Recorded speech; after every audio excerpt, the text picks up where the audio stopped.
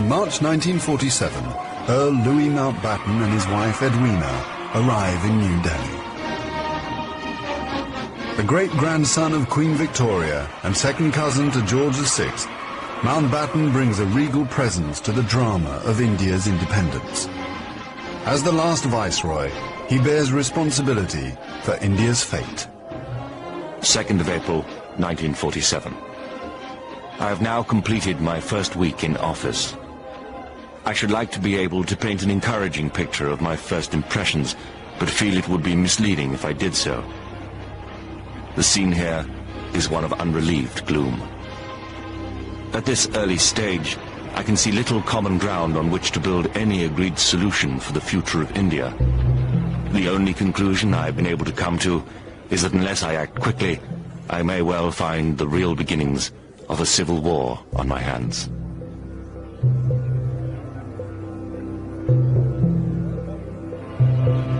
By May, attempts to create a unified India have failed.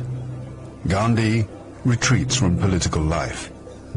Muhammad Ali Jinnah, leader of the Muslim League, and Jawaharlal Nehru of the Indian National Congress concede to divide India. Fearing a total loss of control, Mountbatten brings forward the transfer of power to August. Two nations will be created by partition, a secular India and a new homeland for India's Muslims, Pakistan. Nehru addresses the people of India. Long years ago, we made a tryst with destiny, and now the time comes when we shall redeem our pledge. At the stroke of the midnight hour, when the world sleeps, India will awake to life and freedom.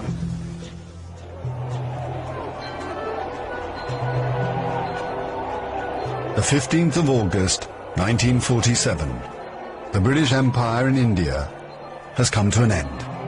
The last viceroy, Louis Mountbatten. The flag raising and the salute were done amid scenes of the most fantastic rejoicing. And as the flag broke, a brilliant rainbow appeared in the sky, which was taken by the crowd as a good omen.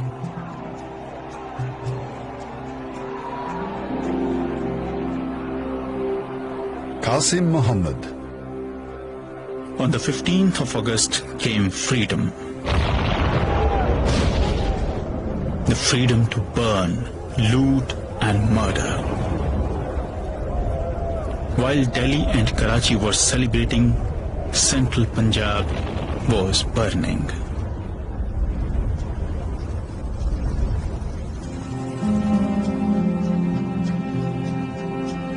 Between August 1947 and March 1948, 4.5 million Hindus and Sikhs are forced to migrate from Pakistan to India. 6 million Muslims must move in the opposite direction. Britons and Indians witness the bloodshed. Shahid Ahmed. It is a battleground. People have gone mad. Trains to Pakistan are being looted and occupants slaughtered. We all knew that carnage was in the offing. So did Mountbatten. The British Empire, which tried to build India over centuries, can never live down this great tragedy.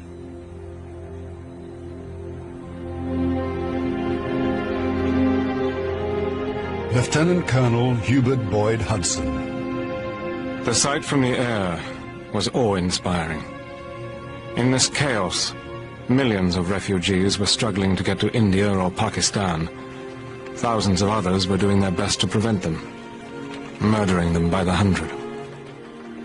But death is nothing. There are things more terrible than death.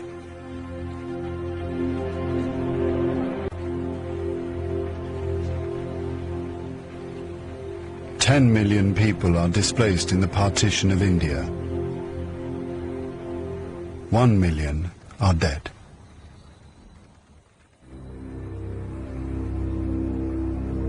By the summer of 1948, most of the British have left. Hubert Boyd Hudson has been in India for 15 years. India is full of ghosts.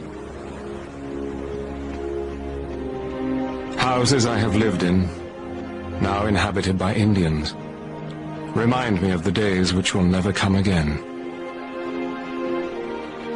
When the Viceroy drove past with a cavalry escort in red coats. I have seen the greatness of the British in India, but now it is all ended, and we are the last to leave, the few who are trying to tidy up the mess which the sudden splitting of an old empire has caused. Britain has lost its greatest imperial possession. Mahatma Gandhi once said that if India became free, the rest of the empire would follow. In the next 10 years, the fire of India's independence will spread around the globe, from the Middle East to Africa.